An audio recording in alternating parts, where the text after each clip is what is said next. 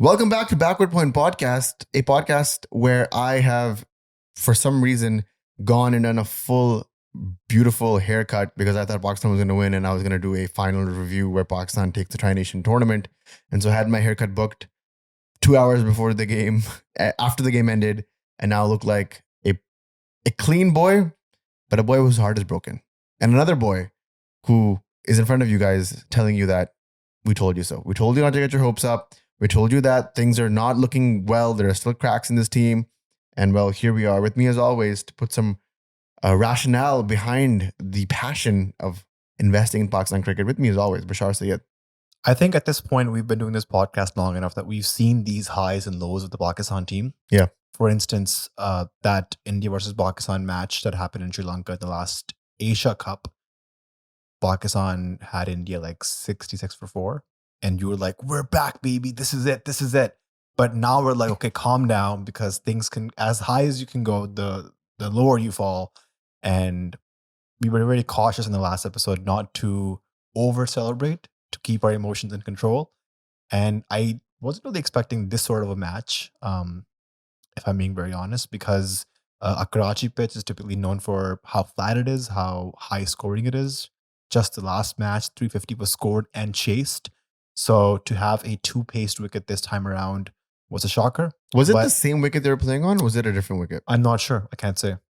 Yeah, neither can I. I was trying to look at the square and see like if there was any other wickets that were ready or they seemed ready, but it felt like they were just using the same pitch twice, but I may be wrong on this. I think a bigger problem is that when you look at this Pakistan team from 1 to 11 and you think that Pakistan is going in to play a tri-series final, you're like, okay, which one of these guys can win me a match? Win me a clutch final match? Fakhar Zaman maybe, if it's his day. He's said it in the past. He's probably one of the only batsmen who has turned up for Pakistan in clutch moments. Salman Agha maybe, again. He only has one notch in his belt right now. Even though he was the player of the series, he still needs a few more games for me to actually be like, yeah, Salman Agha can take a game away. Shaheen Afridi again, maybe. So out of your 11, like 3 guys are a big maybe in terms of being clutch, in terms of putting out match-winning performances and final matches. And just again, today was an example of how bad Pakistan's selection has been. I'm talking about their squad selection and then subsequently their playing 11 selection. There's just a lot to talk about, but I feel like at this point, a lot of what we're talking about is just being rehashed and reformulated. Full disclosure, I think people should know that about 2 hours before this podcast, we sat to record it, you and I were yelling on the top of our lungs on the couch, talking about a certain individual who should be in the team or who shouldn't be in the team. The problem stems way back to not just this game, but like we said before, that we've been saying since the squad was announced, this selection is horrid. There is no rhyme or rhythm to this selection. It feels like Pakistan selection team was just trying to cover all bases. And when you do that, you are paper thin. And that's exactly what we saw today. Today, the batting depth that Pakistan had, arguably on paper, was great. Like they batted up till 9.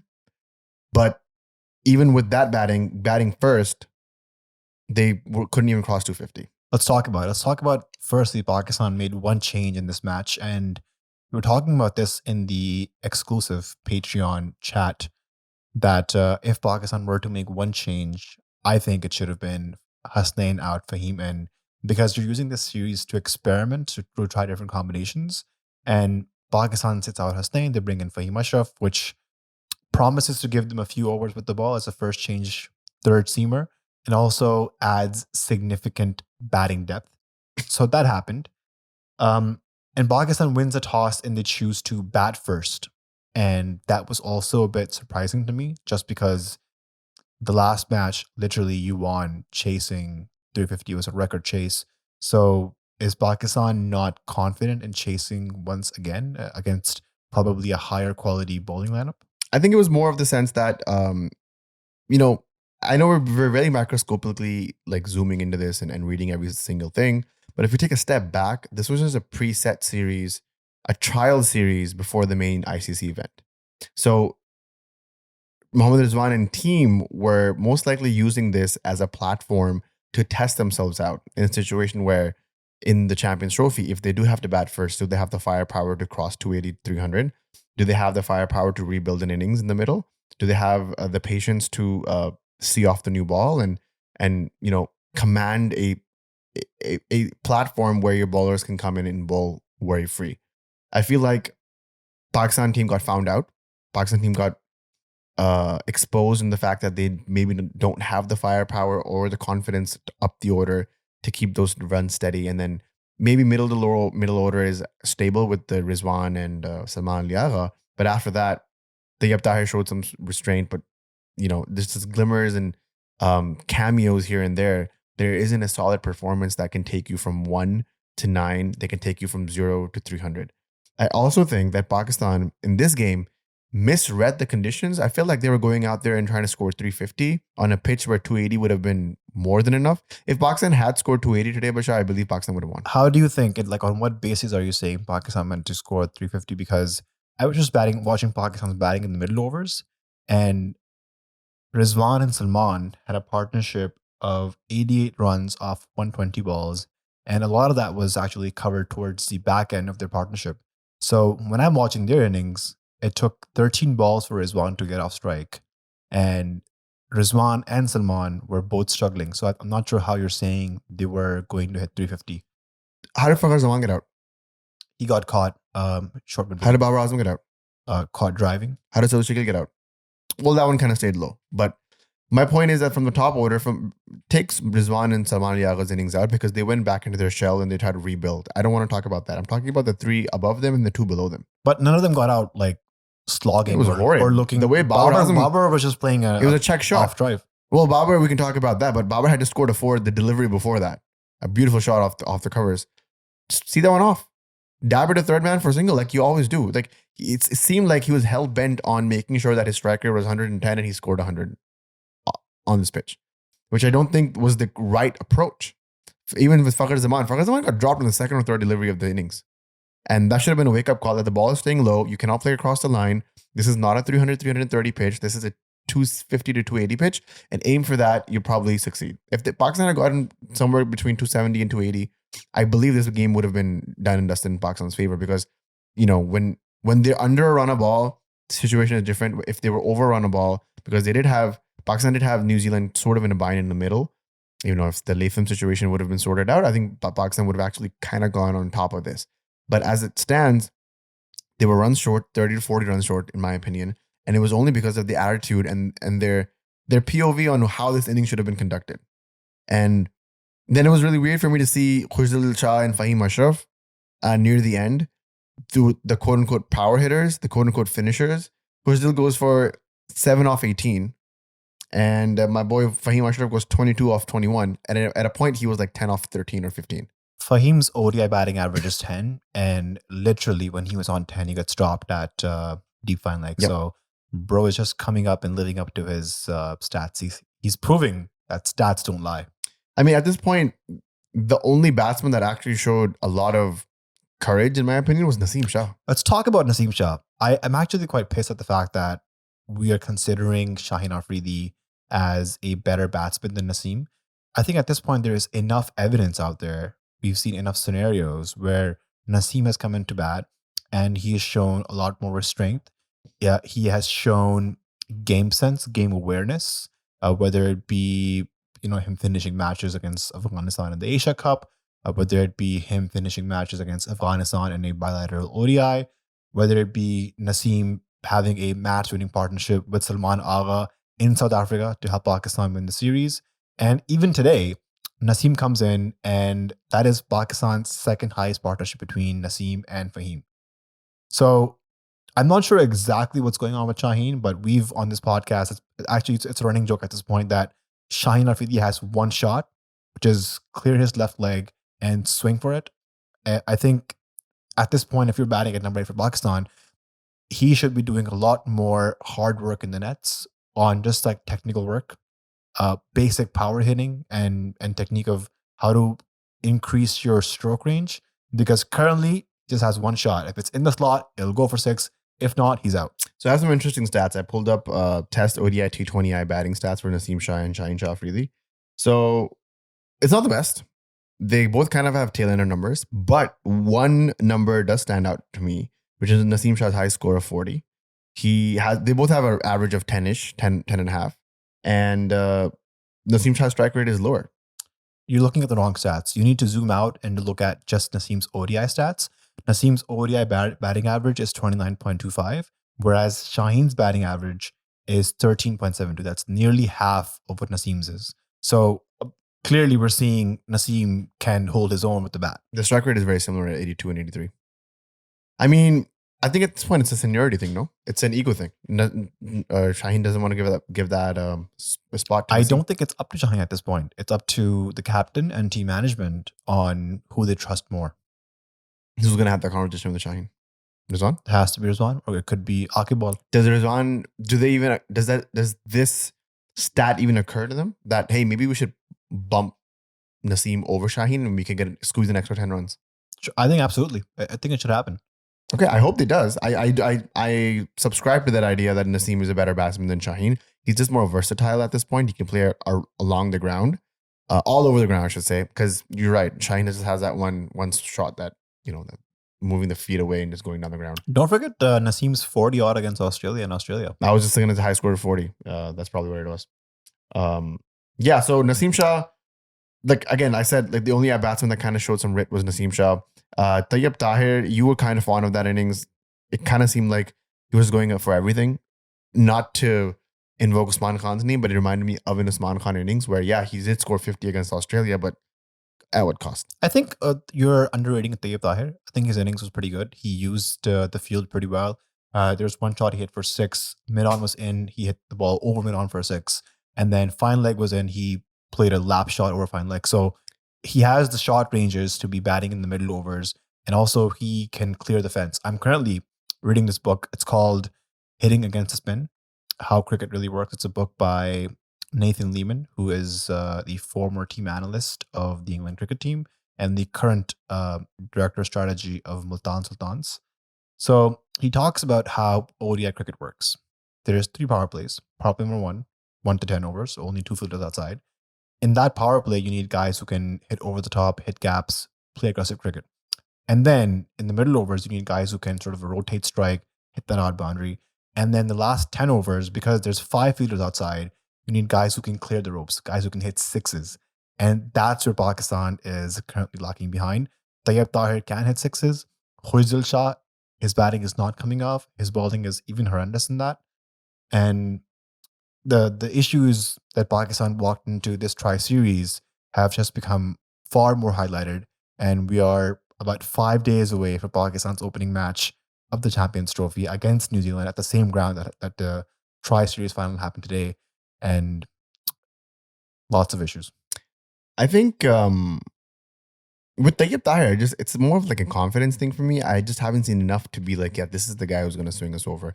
A lot of the shots you're talking about, like the lap, not the lap sweep. The lap sweep was actually kind of innovative, and I liked what I saw in that. But some of the shots, it seemed like he was slogging. Even the way he got out was just like he was like clearing his foot and just Hail Mary. If it goes, it goes. If it doesn't, well, too bad. And that's not the sort of hitting that I appreciate. I love, like, one of my favorite players of all time is Shahid Afridi, but when it was in his zone, when it was in his arc, it was going to go. And you knew that. And even the bowlers knew that. So they would have to do something different when they were trying to, attack an attacking batsman. That's that's my reservation with Tayyab Tahir.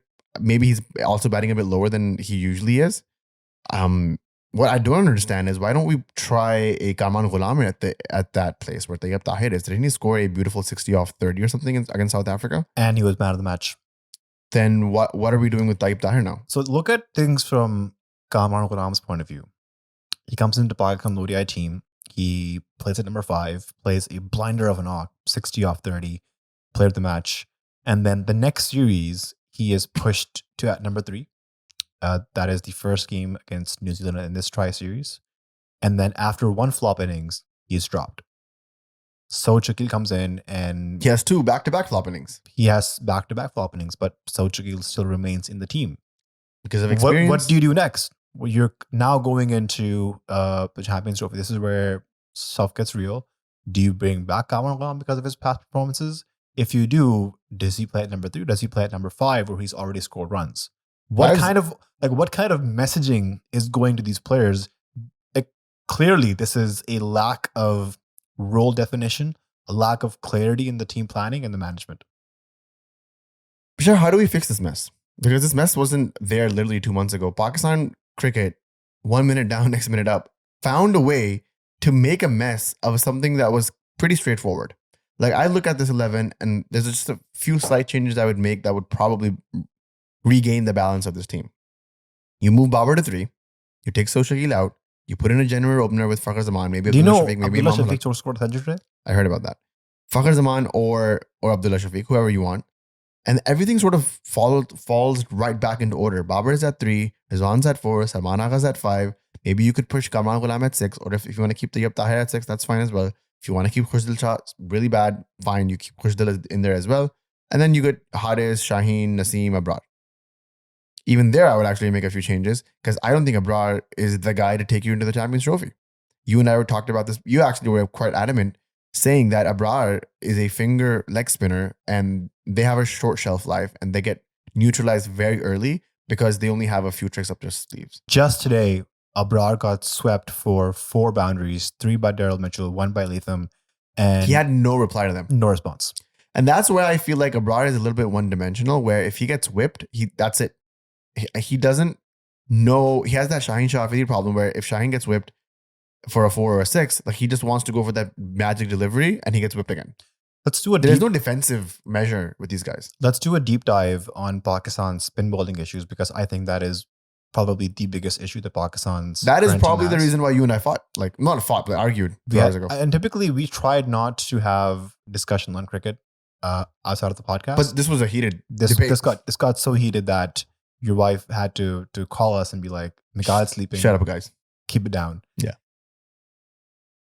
Pakistan spinners against New Zealand spinners just in this match. Satner, Bracewell, 20 overs, 58 runs, 4 wickets, economy of 2.9. Abrar Ahmed and Salman Agha, 20 overs, 112 runs, 2 wickets, 5.6 economy. So nearly giving twice as much runs and half the wickets. This is a problem. And I think where it starts from is Pakistan trying to get Khushdil Shah and Salman Agha to ball 10 overs as a 5th bowler when both of them are probably not capable enough to be reliable options. Like, yes, 1 or 2 matches they'll probably deliver. Agha's spell today wasn't too bad. 10 overs, 45 runs, 1 wicket. It's decent. But on a regular basis against teams who play good against spin, I'm talking about in India, I'm talking about a Bangladesh probably, they will attack that 5th bowling option. Now, what was Pakistan supposed to do and what did they actually do? Pakistan needed a left-arm spinner who could bat at number 7. What they did was they got a left-handed batsman who could bowl a bit. So instead of getting a spin bowling all-rounder, they got a batting all-rounder who could bowl a bit spin. So instead of Khushdil Shah, what you needed to do was get people like Arfat bin Haas, Muhammad Nawaz maybe, Mehran Mumtaz maybe. And the whole debate that Arfat bin Haas is too raw, if you look back at the 2017 Champions Trophy, Pakistan debuted Faheem Ashraf. Pakistan debuted Rahman Reis. It was Hassan Ali's first tournament. Shadab's first tournament. So a Champions Trophy actually isn't as big of a tournament as we think it is. And if Pakistan is looking ahead to the next ODI World Cup, which is 2 years away, this actually could have been a good stepping stone for Arfat bin Haas. I urge you guys, check out his stats. I know there's a very small sample size, but whatever we do know about Arfat bin Haas, the indication is that he's going to be the next big star for Pakistan if he is given an opportunity, if he's given a long run. He balls tight left arm off spin, and he is an attacking batsman who bats at number 7. And on top of that, the icing on the cake, he is an incredible backward point fielder. Like, good luck getting a ball past him. All right, so I have a little bit of a different opinion on this, which I think relates more closely to how the Pakistan Cricket Board thinks and how the Chief Selection Committee thinks. They want experience in all forms and facets, right? So they look at your plan. They're like, we need a left arm spinning option that also bats, and they actually do the reverse where they get a left-handed batsman who also bowls. My opinion is that if they had to go back and if they had to get somebody from the trenches back into the 11, you go with Shadab Khan. And this is where you and I differed. And you think that I was trying to assert the Islamabad United agenda, which is not the case. Shadab Khan, a prime Shadab Khan, right? A Shadab Khan that is in form, fixed 70 to 80% of Pakistan's problems when it came to the spin all-round department. He was a like-for-like replacement for Shahid Afridi, who had just retired in 2016, and that's when Shadab came in. Correct? So Shadab Khan currently, which is, the world works in mysterious ways, Bashar. Shadab is not included in this Champions Trophy. Fair enough. He had a bad form. He couldn't land a ball in the right area for more than 2 deliveries. Sometimes it just wouldn't land at all. Full tosses. I understand that whole idea. But today, in a practice game against Afghanistan, he took 3 for, how much was it? 29 and won the game. He was also captaining. So this is a man who's clearly worked on himself. If you take the 2024 T20 World Cup team, the only person who got it the hardest was Shadab Khan. He got dropped from all formats. He went back into Dubai Azam Trophy, started playing domestic. Babar didn't do that. Shaheen didn't do that. Naseem didn't do that. Tahir didn't do that. It was just him. And he really worked on his action. He really wanted to make sure that he made a comeback in the team. If you had to insert someone, it should have been him. Because he bats better than Khusdil, correct? Sure. And if he bowls even 70% or 80% of the way that he used to, that's an asset. The problem is wrist spinners aren't as accurate. And as a wrist spinner yourself, you will tell me that even if you're a top-of-the-line wrist spinner, out of 6 balls you bought in an over, you might land 4 or 5 in the right place. What you need actually is a left arm spinner because they give you a lot more control. Just look at Mitch Santner's spell today. 10 overs, Mitch 29. Santner is a specialist left arm spinner. Who can bat.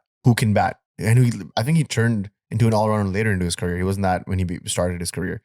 That's a whole different... We don't have a Mitch Santner waiting to come in who can bowl with that accuracy, that pace, that length. Well, did you give somebody a chance? Well... If you think Irfan Pinhas is not ready, then you should go back to Mohammad Nawaz for the time being. Imagine the upheaval if Mohammad Nawaz was in this team right now. I actually don't think it would be that bad. It would have been horrible. He hasn't been near the Pakistan team since the 2023 ODI World Cup, I believe. No, he went to New Zealand in Shaheen's captaincy. Did he play any games? He played a game, yeah. That was 2024. And that was a regime change. Khusdil wasn't part of the team for over 2 years. Yeah, but Khusdil is an easier sacrifice to make. If Khusdil is flopping, right? This is probably the last time he's going to play for Pakistan, this run. After the Champions Trophy... I disagree. You think he's going to come back? I think Pakistan has 3 to 4 middle-order players in the whole domestic circuit who are actually good enough to come in. Okay, the reason why we keep seeing Iftikhar, the Khushdils, the Azam Khans come back in the team is we don't have a high volume of top quality middle-order players. Okay, I want to put a nib on this Shadab Khan situation. Imran Khan knew that a valuable wrist spinner in any format, in any occasion, and any location of the world will be an asset. That's why he invested in Abdul Qadir. That's why he took Mushtaq Ahmed with him in the 92 World Cup. Same thing with Misbah, same thing with Shahid Afridi, who himself was a wrist spinner. Inzamam Ulaq, invested heavily in Danish Canaria. Misbah invested heavily in Yasir Shah. Shahid Afridi was the leading wicket taker for Pakistan in 2011 World Cup. I think 21 wickets, joint with Wasim Akram. Wasim Akram. In that World Cup, Zahir Khan. It was Zahir Khan as well, but as a Pakistani who's taken the most wickets, it's him and Wasim Akram, right? So in conditions like Pakistan, where the pitches are dry and dusty, you need a wrist spinner. That's my take on this. Yeah, but a wrist spinner a wrist spinner like Shadab Khan, who can give you that boost in the 6th or 7th spot. He can give you a quick 35, 40 odd with 15 to 20 deliveries. That's all you need. But a wrist spinner like Shadab is pointless if he keeps bowling full tosses and short pitch deliveries. I understand that, but he's also regained his form. He had a really good Qaid Azam trophy. I think he took a 5 or 2 in that circuit. Wait. And he just took 3 for 29 against Afghanistan. And you were like, oh, it's a warm-up match. Nabi came at 10 or 8. He took the top orders and the 2 of the middle order batsmen that usually play for Afghanistan in that position. So you can't just discount his wickets just because you don't want him in the team. I still think a Shadab Khan over Khusdil Shah. What do you need? Khusdil bowled 6 overs for 22 today. You give Shadab 6 overs and he will give you... What did Khusdil do today? Khusdil did 7 off 18. You give 18 balls to Shadab Khan, he gives you at least 20, 25 runs. And if you give 6 overs to Shadab Khan, he'll at least give you a wicket. Shadab's recent bowling form, yes, he took 3 wickets today, but I don't take warm-up matches too seriously. I remember from 2017 Champions Trophy, Faheem Ashraf scored like a 50 against Bangladesh in a warm-up match. Later, you found out that the ground was skewed on one end I think it was the Oval, and like the boundaries he was hitting sixes for were Bro, like this game was played in the meters. Pindi Club, bro. I'm just saying. No, I'm just saying as well. And then looking back at a more recent form of Shadab, he played a first-class match in Karachi on the 6th of February, bowling figures of 1 for 112. The previous first-class match he played, he bowled in both innings. One of the figures was 1 for 51, and then none for 21. And looking back at his recent T20 Champions Cup performances, in the last 1, 2, 3, 4, 5, 6 Champions Cup matches he played, he only bowled in 2 matches. So where are you pulling the stats from? Cricket Info. Recent last 10 matches he played. Oh, you could do that? You can do that.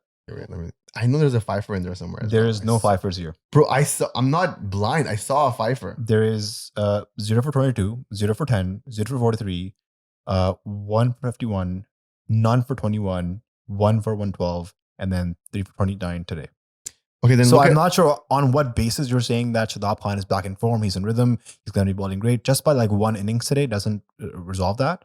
And I think Shadab Khan himself said it best in one post-match conferences. He said that the players who were not in the team looked the best. And once those players come back into the team, then the guys who were out of the team suddenly look better. So this is an issue. Like we're forgetting that the reason why Shadab Khan got dropped was because of his poor fitness, because him bowling half trackers, bowling full tosses. And I think personally, I want to see more of Shadab Khan in high competitive matches to determine whether actually he's back or not. I see what you're saying. Sorry, let me just pull this stat up. I know nostalgia is kicking you. You're looking back at No. I'm also looking at the runs he scored with the wickets that he took. Right, you're looking at the wickets. And you're like, he's not. I don't think he's back in action. Is Pakistan's issue he right scored now? 55. Yeah, Pakistan's issue is the batting as well. But the main issue is bowling in the middle overs and not taking wickets. I just showed you the differences between Santner and Bracewell versus Abrar and Agha. Then the problem is in Abrar and Agha. We're talking about a spinning all-rounder here, and I think Shadab should have been the catch for that. If you had to take somebody from the deep ends like Iftikhar, sorry, not Iftikhar, like Khushdil, then it might as well have been Shadab because he also gives you that upper hand with batting. The problem with the spinning department is that you have one genuine spinner who's quote unquote found out. There is no backup for Abrar. There's nobody pushing. Like you and I also talked about this. I think a better option than Abrar would have been Sufyan Muqim. I think you take him instead of Abrar. You give Abrar that kick that, hey, if you don't perform, it's curtains, buddy. Sufyan Muqim is waiting. Also, another left arm wrist spinner. Pakistan has produced maybe 2 or 3 in their entire run that have that kind of control and that kind of, I believe. Sufyan also just took a 4 for quite recently in South Africa or Australia. So he's coming out of not the worst form ever. And you try him out. You should have given him this run. Why is this squad is so infuriating? Usman Khan is a placeholder player. He's just there. Like, when is Rizwan going to get injured so badly that you're going to have to replace Usman Khan? We are going to Dubai, and I'm going to try scheduling some meetings with the UAE cricket, and I will literally beg them. Let's talk about it. Take Usman Khan back. The Sheikhs, you know where we are. Give him a golden visa. Take him back, please. No, I genuinely think it's tough because like instead of Usman Khan, you can have a backup opener, you can have a backup spinner. Because, okay, the issue we're discussing right now, like how do you even go back to resolve it? Because you don't have those players on the bench to replace them. If Babar is struggling as an opener and you want to push him back to number 3, you don't have a genuine opener in the backup. Yeah, but that's again bad selection, right? So you should exactly. Usman Khan should have been booted. You should have gotten a genuine opener in his stead. I don't think Saud Shakil makes his team either, to be honest, on his recent performance as well. Maybe you should have booted him, gotten somebody else. I would have put in Shadab in for Khushdil, and I would have put in another spinner in. Maybe a Sufyan Muqim, Arafat Minhas. Take your pick, right? A genuine spinner who can maybe bat, doesn't have to bat, but maybe bat. That's totally fine. That gives the precedence, that sort of gives the pressure to Nabrad Ahmed, who just went for 67 for 1, and on a pitch where Santner went for 20 for 2, I believe, in his 10 overs. that, hey, if you're not going to perform, if you're not up to the mark, that's fine. We can try Sufyan, man. That doesn't have to be a end all be all. But right now, at this point, Pakistan has backed themselves into a corner, covering all these bases that honestly were not that big of a deal, anyways. And now they've forced themselves into an imbalanced team, a star player who isn't scoring runs, and you've moved him to opening, and just complete lack of clarity on what the roles are. I was looking at the Indian squad because I was doing a Champions Trophy preview preparation, and India has picked 5 spinners. There we go. And out of those 5, 3 are spin bowling all-rounders. So they've got incredible bowling depth and batting depth. They've got all the bases covered, and Pakistan is just so far behind. I don't even want to say Pakistan is going to make top 4. Yeah, because the balance New Zealand has, I think the first match, New Zealand might beat Pakistan unless we have a couple of individual brilliances, like if Fakhar Zaman scores a iconic century, if Shaheen takes a good 4-4, or if Salman Agha plays a cameo towards the end. I don't see a scenario where Pakistan genuinely beats New Zealand. That's so crazy. And then when you go to India, I was just talking to a player who was playing in the ILT20, and I was just talking to him like, yo, did you see any dew in Dubai? And he's like, the dew comes in, but after 8:30 p.m. And even if the dew comes in, they have this new spray where they put, which sort of minimizes the dew effects. And the matches start at 1 p.m. and they finish at around 8:30 p.m. So we might not even see the dew factor coming into place, which means that it should be a balanced act in both innings. Like we might see some dew towards the latter 5-10 overs of the match. So the advantage that I'm saying that Pakistan may have had if they won the toss against India and chased might not even be there anymore. Mm-hmm. No, I'm hearing you. I also think that the only reason that we thought that Pakistan would have gone to the top 4 was that because they usually beat New Zealand, and New Zealand seems like a formidable side right now. New Zealand won this entire Tri-Nation series without losing a single game, and that's respectable, even though it was only 3 games, pressure games, right? Especially the final, and they seem like they're on a roll. But you know, Pakistan does have a way of coming back. It's not all curtains for Pakistan, even though we're more frustrated with the management and the thinking process. Naseem looked in good form today. He added with the runs, and his bowling was spectacular. I think he just listened to the podcast because I was extremely critical of Naseem, and he kind of shut me up today with his opening spells, at least. His opening spell was really good. And Rizwan picked him to come back when he needed a wicket, and he got it. I don't know why he bowled only 3 overs in his opening spell.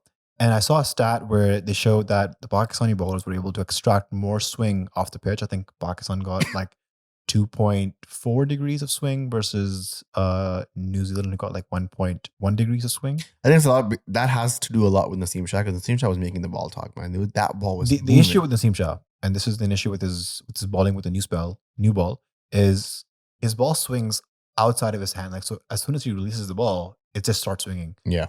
Dangerous bowlers. He's that good. Dangerous bowlers like Stark, Mohammad Amir, they swing the ball late. And that lateness gets bad because when the ball's coming in, you're like, okay, there's no swing. And then you commit to the line, but then last minute it swings back in. That's when you get wickets. Naseem's ball swings too much. It seems too much. He also said that, like, to us, I believe. Was it on record or maybe off the record? He was talking about how his ball swings way too much. And that's sometimes it's too good of a delivery and it beats the batsman. Yeah. So, and then secondly, I don't think Naseem balls full enough. I don't think he balls on the stumps as much. Like, I agree. Like you go back and you watch some of the iconic Naseem Shah spells, like his spell against England in the final. And you're like, okay, play and miss. But like, how many of those balls are actually hitting the stumps? None. Right? Even the new ball he bowled, he got KL Rahul twice, both inside edge bowled. Like nothing convincing. His spell against India, in the game where, again, we had India 66 for 4, he bowled a pretty good spell against Shubman Gill, Rohit Sharma, Hardik Pandya. Again, plain misses, too much swing, too much seam, not full enough. I think I was just looking through Naseem Shah's modes of dismissals, and his biggest way of getting a wicket is caught. And bowled. That includes caught behind. Correct. Yeah. Catching. So bowled LBW was like way below in terms of how he gets wickets. So I think he should bowl fuller. I think he should bowl more on the stumps and like get the batsman actually squared up and hit the stumps. Yeah, I agree with you. Even the wicket that he got today in his first over looked like it was going to go over.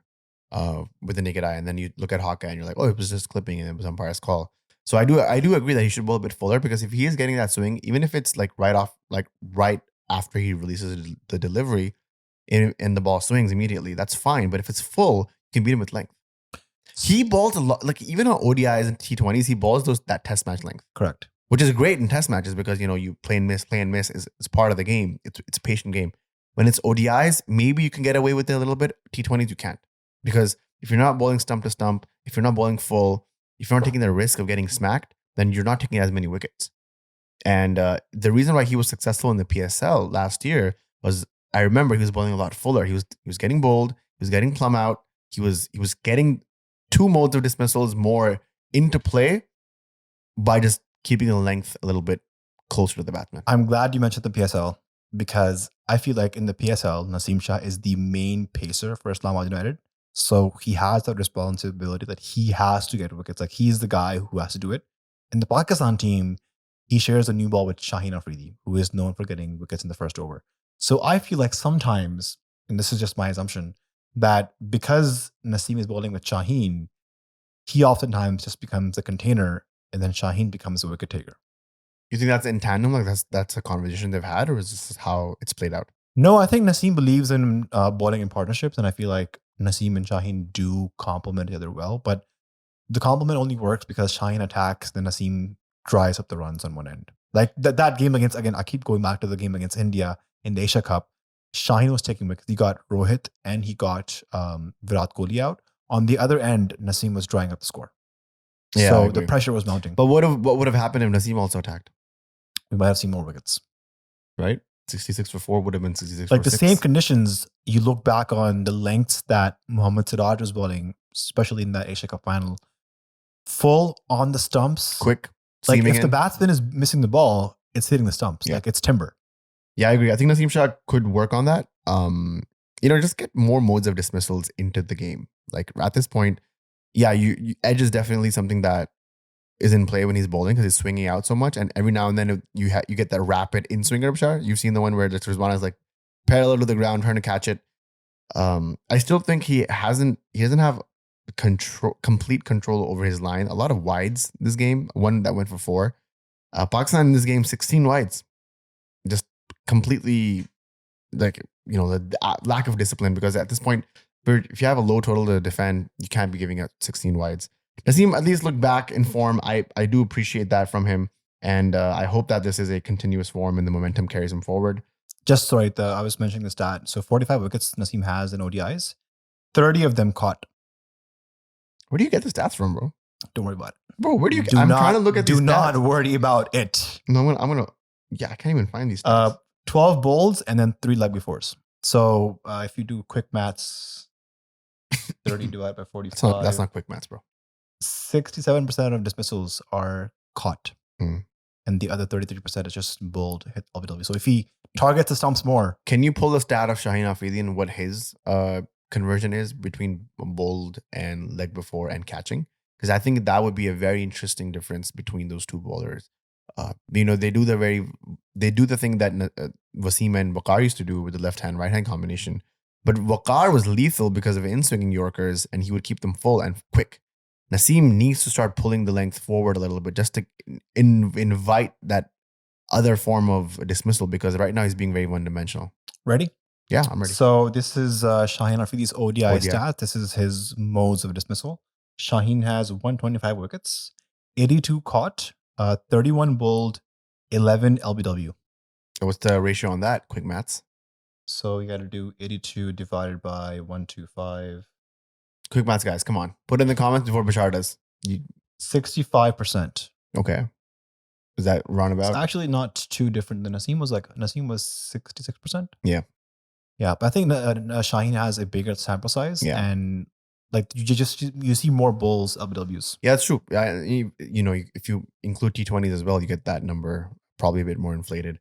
But I see what you're saying. Anecdotally, Naseem does bowl a bit And shorter. also, I was just going through, this may not be fully correct, but Shaheen gets a lot of the wickets of top order batsmen, and Naseem typically gets wickets of lower order batsmen. So he balls better in his second spells or middle overs.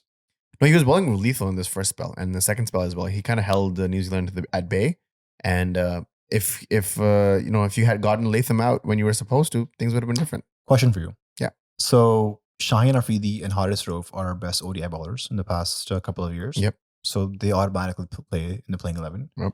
Naseem Shutdown looks good. So he's back into rhythm. So he's playing as well. So that's our three seamers. What do we do with Faheem Ashraf? Do we need him? Why did he play this match? I think because if there's no scenario where Faheem can actually play a Champions Trophy match, why is he in the squad? Like why? Why do we have a fast bowling all rounder in this squad? By the way, yeah, I think if you just had three you pacers. only have three pacers plus like a backup Hasnain, that's more than enough. You're pretty good. And instead, or if you actually wanted a fast bowling all rounder, you go with Amir Jamal as a backup for one of these, whoever gets out. Yeah, but we want experience. Man, I was so infuriated with Aqib Javed's press conference. Even though you shook the man's elbow.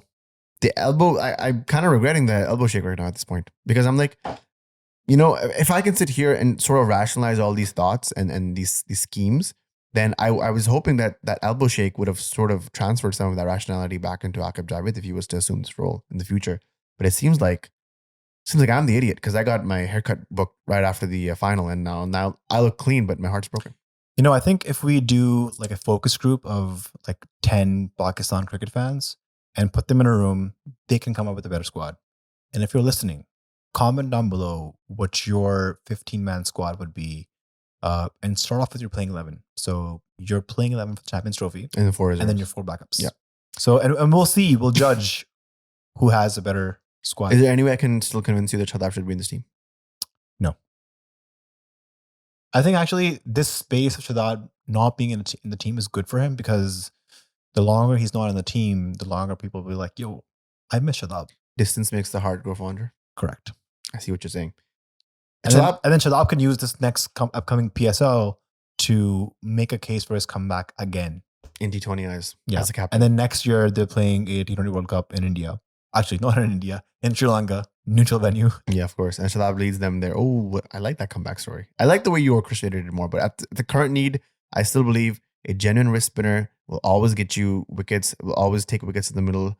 And it's someone like Shadab will always also get you. But you have an Islamabad agenda. Yeah, so? I hate the counter argument that whenever we take... I criticized Naseem in the last podcast for like 20 minutes. Like, what are you talking about? Like, this is just what I believe. Like, it doesn't have to be leaning Islamabad or not. That's just how it is. That's my opinion. I hate that counter argument that, you guys have an Islamabad leaning agenda. It's BS. If that's your if you're coming at me with that argument right off the bat, I'm not even taking it seriously. Cool. What's the way forward, bro? Like, this is the squad now. What do we do? That's the issue. All of this discussion is sort of purposeless because the Pakistan squad is now finalized. 11th of Feb was the last day to make changes to your squad. And now if Pakistan wants to make changes, there has to be an injury. And then Pakistan needs to write a request, which will be reviewed by the ICC technical committee. And then they will determine if Pakistan can make changes. So the only real solution is, guys, Usman Khan, Faheem Ashraf, Shah, take one from the team. Twist your ankle or practice. No, we don't encourage this. I don't know. We do not encourage this on the podcast. But here, let me present another scenario with you. I was hearing Mohammad Amir on some podcast, and he said that Haris has a side strain injury. If he has a grade 1 injury or a grade 2 injury, both of those injuries require 6 weeks of rest and then rehab. Now, I don't know how serious this or aggravating his injury is. Maybe it's just a sprain. Maybe there's nothing and they're just being precautionary. But in a scenario where Haris Rauf is ruled out of the Champions Trophy, you can slide somebody in. Well, they did slide somebody in as his backup in this series. That was Aqib Javed. Aqib Javed is like, I miss hearing my name in the comms block. Let me get Aqib Javed. Almost. When are you going to stop these dad jokes? Almost the same thing. This is why you're single. And today is Valentine's Day. There we go. I wanted to make one more point, actually. I can't think of it. It's okay. That was probably not important. Bruh. Man, I'm just stressed out because Backward Point flies out of Canada in like 4 days. And this is the state of the team at that point. I think by the time we fly out, will the first game have already happened or? It'll be happening while we're in the air. While we're in the air. Because we're going to be attending India versus Bangladesh on the 20th in Dubai. And then we're going to be attending India versus Pakistan on the 23rd. By the end of our Dubai trip, we'll know where Pakistan is headed. Man, I really don't want this Dubai trip to be a saddening affair. Honestly, like I have so many exciting ideas. I really want to shoot a lot of great content with a lot of people. On the street content, podcasts, this, that, and the other. You know the whole content calendar. I just don't want this to be bummed out by a shitty Pakistan performance, like just not showing up, underwhelming, getting knocked out in the first round. I think it'll be tough. I'm going to Dubai with the expectations that Pakistan will lose to India, and we will probably get hammered by India. So You're thinking my like- expectation just absolute ground low. So if anything happens where Pakistan is competitive, or if they even win, which is going to be an upset, I'll be over the moon. So just over the years, just covering Pakistan cricket, I know how these things typically go. And actually, the point that I wanted to make, I remembered there it. we go. So you mentioned Haris Rauf. PCB just put up a video of Haris and Shaheen playing a ping pong doubles match against Tayyab Hasnain Tahir. and Tayyab Tahir. We could smash them. We could smash them. Immediately smash them. Backward points, hidden talent is that we are great at ping pong. Oh, wait, I thought you always said you're not supposed to admit that you're good at ping pong. Even if you I'm are. trying to be humble about this. Like we're not Balaj Khan good. Like Balaj is like really good. Balaj Khan is amazing. Yeah. He's pro. Yeah, if you guys don't know Balaj. But like on an average level, we are probably Like as casuals, you mean? as casuals, yes. You think we could smash? Yeah, we could absolutely smash Shaheen and Haris. Yeah. Absolutely. They're getting smoked. You guys should see our matches. Hey, It gets heated. If you guys want to see our Patreon, like join the Patreon. Okay, wait, listen. Wait, we didn't do Yashi ad read. It's coming. It's coming. Wait, at the end of the podcast? The analogy I use is Pakistan is competitive against India in T20s, but as the game gets longer, the less competitive they get. Because in T20s, the game is still small enough where one good spell, one good cameo, and Pakistan can still beat India. The couple of times they have beaten in the past few years is because of Shaheen's great spell in the World Cup, Nawaz's amazing innings in the Asia Cup. And as the match gets longer, even if you have those amazing spells or cameos, the other team has an opportunity to make a comeback. And India is a quality side. The same analogy I use is when I play you in a match. So typically in a match that is 11 points, you are competitive sometimes. Like you can beat sometimes. But every time we play a match that's 21 points, I smash you. Like even if you're like up 10-4, I can come back and beat you 21-15. This was the point you wanted to make. Yes. Are you done? No. And this episode is proudly sponsored by Yashi Sports. They're Canada's There we go. home of cricket, expert advice, top quality equipment. We were just there last week. You got shoes. I got thigh pads. We got the expert advice in real time, guys. With Nasser Uncle. With Nasser Uncle. And, it's Valentine's Day. Treat yourself. Buy yourself. If you're single. It's Valentine's Day. Treat yourself. If you're single. Wow. And you don't know what to spend your money on because you didn't buy anybody flowers or chocolates, you can buy yourself cricket equipment. And guys, if you guys don't know, then we also have a tier on Patreon called the Producer Tier. It's a limited edition tier. There's only three slots open and 2 are already taken. 1 is still available. Those 2 slots are taken by AM Masood and Taimur Rabani, who have been lifelong Patreon subscribers. Thank you very much, guys, for being the producers of this podcast and many more episodes to come. Really appreciate that. Man, we're on the countdown for the Champions Trophy. We're on the countdown for flying out to Dubai. Excited, stressed, freaking out internally. But I think just excitement overall is sort of taking over as an emotion right now. You know, I'm going to meet a lot of old friends, going to meet some new friends, some internet friends. I'm going to meet a lot of you guys. We're doing a meetup sometime in Dubai. We haven't decided where or when, but hopefully soon. And I'm more looking forward to that than the actual game. I'm actually kind of looking forward to the India versus Bangladesh game. I'm hoping like a Virat Kohli century happens and I get to see it. 51st century if that happens, by the way. So like that's kind of what I'm thinking about more than just the Pakistan-India game, because the Pakistan-India game is stressing me out. It's not because I don't think that Pakistan is not capable of taking it over the line. I just think that Pakistan has shot themselves in the foot with this squad selection. And with Babar's form as it is, you know, not moving him to 3, not having a genuine opener with Fakhr, not having a genuine backup spinner, not having a genuine spinning all-rounder. It's just like, And then Aqib Javed has the gall to come on the press conference and try to defend this. It's tough. It's a tough hang. Pakistan cricket team, as always, is a tough hang. But, these are the things that make us stronger once we pull through. If Pakistan manages to win against India with this squad, this 11, wow. What a life. And the emoji of this podcast, if you've made it this far, you can comment down below. I want to say Sparks. Pakistan has won a couple of series in the past. They've won one match in this tri-series. I'm just trying to invoke some hopefulness. And there is some spark in this Pakistan team. Okay. Even though... Where it's even though... The spark is them burning everything down. The spark is the off chance that there might be some individual brilliances. If Fakhar Zaman comes up, if Salman Agha comes up, if Shaheen Naseem have a good spell, if Abrar somehow bamboozles the opposition, Pakistan could have a couple of good matches. And the Champions Trophy is so short that you just need a couple of wins to go through to the next round. And again, as Babar Azam says, on the day. Yeah, Babar Azam also doesn't want people calling him king anymore. Did you hear about that? Is that really? I mean, I think Faizan Lakhani, he's a respectable journalist. He's not one of those gossip ones. It's so weird because it was Babar Azam's agency. It is the whole Saya Corps that started this whole king thing and this Shaheen Eagle thing and the Rizwan Superman thing. And I'm sure they had to do it with Babar's consent that we're going to start pushing this agenda on the internet. And now that it's out there, Babar's like, I'm not king anymore. Even though his bat literally says CABA 56 king. I mean, I have a lot of thoughts on that, but that's a whole other podcast. We didn't really talk much about Babar and his soft dismissal.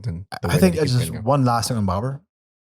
Wrap it up then. Babar Azam is at that point in his career, over 500 days since his last international 100, over 60 plus innings since his last 100. And at this point, I feel like looking at him bat, he's getting starts, not converting them. I think it's a mental block. I think it's a focus thing. He's losing concentration. And I don't think he can even buy a century at this point. Even if he uses all his money from the Ufone ad and he tries to go out there and buy a century, can't do it. I think it's really stupid that people are targeting his Ufone ad, but the man shouldn't make money. Well, bro, because he gets out, the next thing you're like, data bahut hai. Yeah, but that's just unfortunate. But the man take the ads away. That's fine.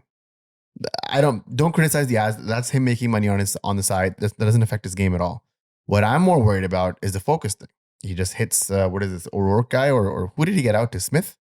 Some Nathan Smith. Some newbie. The fact that you don't know him exactly. tells you everything. Some newbie. He smacks him for 4 and then just gives a dolly back. Come on. This is a focus thing, and I think he knows it himself. I just think if there is not a big comeback innings in this Champions Trophy, and doesn't have to be against Bangladesh, where Pakistan kind of has the upper hand already. India, New Zealand. Babar Azam, show up. That's all I'm gonna say. I think in this last 53 minutes of this podcast, we've tried to see off this podcast 4 times. If you've noticed the one thing, I talked about Pakistan, individual brilliances, match winners. I took Fakhar's name, I took Salman Agha's name, I took Shaheen Naseem's name, Abrar's name, maybe. Nowhere did I mention Babar Azam because, to me, Babar Azam is not that guy for us. He'll score a couple of good drives, he'll score his 30, 40, 50. But to expect Babar Azam to score match-winning centuries for Pakistan, I think we're way past that. Babar Azam 62 runs in this Tri-Nation series. What are you gonna do? All right. Thank you guys for listening in. Hopefully that wasn't that much of a downer. We're trying to be realistic here. This is the first time. I think this is maturity where we're trying to not be overly optimistic. We're being very cautious. We are being optimistic. Don't get that wrong. We do think that Pakistan might pull something out, especially in the ICC Champions Trophy where they're defending champions. There is hope that Pakistan does something spectacular, but we're being very cautiously optimistic. And I would recommend that you guys do that as well. We've gotten too many heartbreaks in the past 24 months to be anything but. But if you guys have your thoughts, your opinions, please leave them in the comments below. We check almost every opinion and every comment. Subscribe, do all that good stuff. And actually, half of you guys watching aren't subscribed. Yeah, that's tough. Kind of offended. That's tough. If you guys are watching, you guys have made it this far, subscribe, show some love. And we'll catch you guys in the next episodes. Some really, really cool episodes lined up already. If you're on Patreon, you already know what episodes are coming up next because you've already seen them as an early access bonus thing. And yeah, that's all I have to say on my side, man. Thank you guys for listening in, and see you guys in the next episode. Cheers.